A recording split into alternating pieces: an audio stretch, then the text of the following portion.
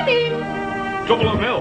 Oh, no. Well, old Crossbean's gone out to school and settle. What on earth does that mean? I don't know. Mr. Wentworth just told me to come in here and say that there was trouble at the mill, that's all. I didn't expect a kind of Spanish Inquisition. Nobody expects the Spanish Inquisition. Oh, I didn't expect the Spanish Inquisition. My one and only prayer is that someday you care. My hopes, my dreams come true. My one and only you. How do you plead? We're innocent. Cardinal! Someday you'll care for me, but it's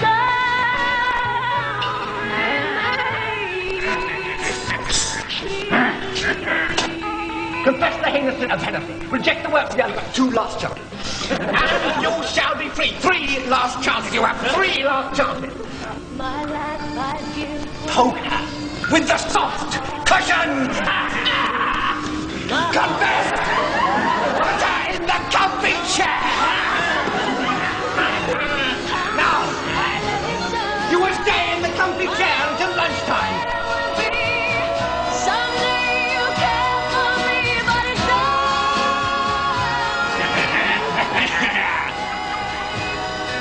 Confess! Confess! Confess! I confess! Not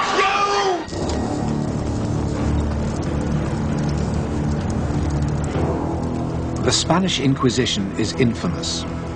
Long before Monty Python's caricature, history had reached its verdict.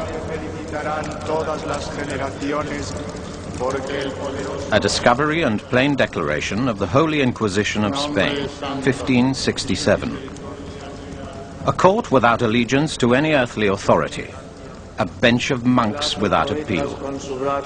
There is nothing else in the world to go beyond them in their most devilish examples of tyranny. Indeed, they do so far exceed all barbarousness, a man cannot more aptly liken them than to that which they most closely resemble, and from whence they proceed, their sire, Satan himself.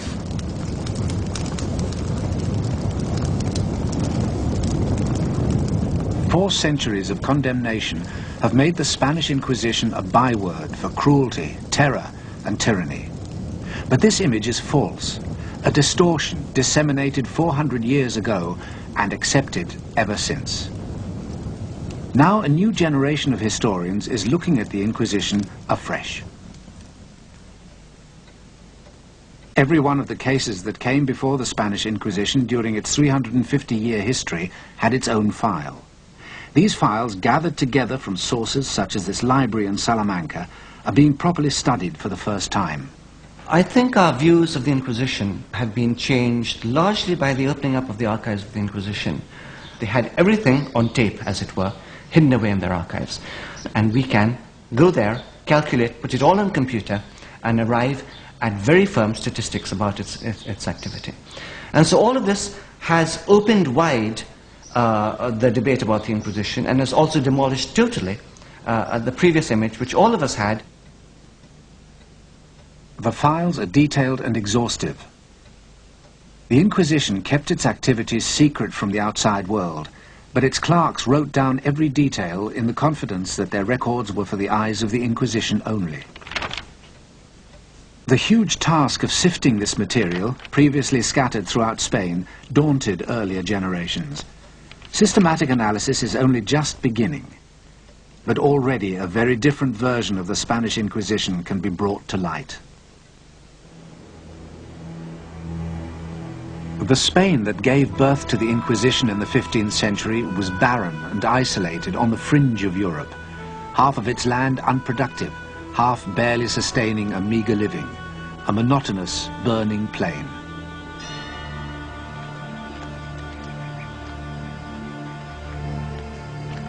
No easy routes, no natural center, no one leader.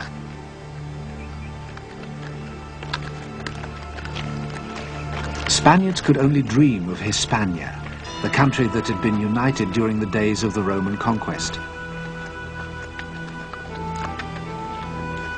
All that was to change.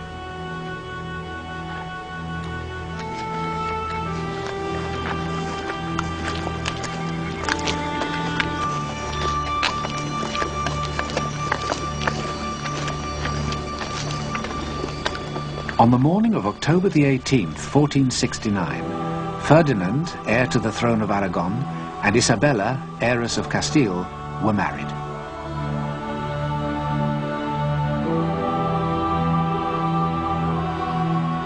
Their wedding ended centuries of rivalry between the two Spanish kingdoms and would unite the country. Spain, for so long merely a name on the map, had become a historical fact. The itinerant royal court often convened in the city of Avila, here at the monastery of Santo Tomas, its facade triumphantly incorporating an H for the reunified Hispania. But for Ferdinand and Isabella, there could be no political unity without religious unity. They were called the Catholic kings and vowed to rule a Catholic Spain. Pressure was exerted on Spain's large Jewish population to convert. Many did. But traditional Christians were suspicious that these conversos were practicing their former religion in secret.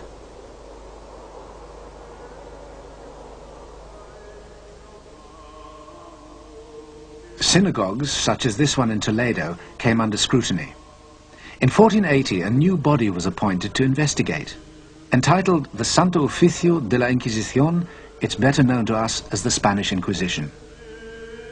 The Inquisition's task was to discover heresy, deviation from the true faith. Conversos accused of continued Jewish worship could be burnt at the stake. The Inquisition had begun, but the myth had yet to be created. For while these years between 1480 and 1510 were by far the most active in the entire history of the Inquisition, the rest of Europe did not hurry to condemn it.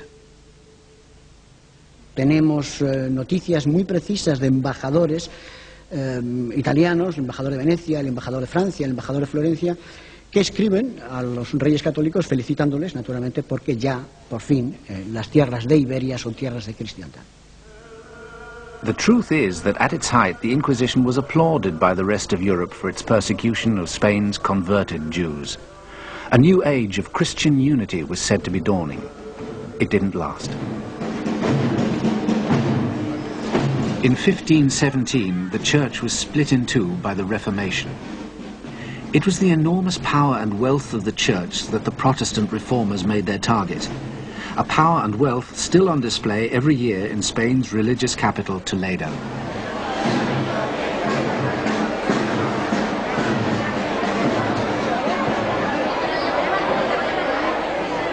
Until then, priests had been the unquestioned mediators between God and the sinful world, essential to salvation.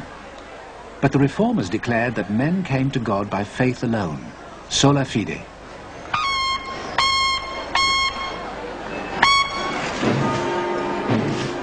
In turmoil, the Church went on the offensive. The Church's champion, defender of the faith, was Charles V, the Holy Roman Emperor. As leader of the Habsburg dynasty, he also commanded the most powerful armies in Europe.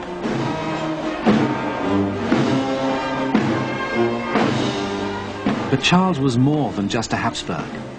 As Ferdinand's grandson, he ascended to the throne of Spain, putting that country at the forefront of the defense of the faith. At the Battle of Mühlberg in 1547, his enemies were virtually annihilated.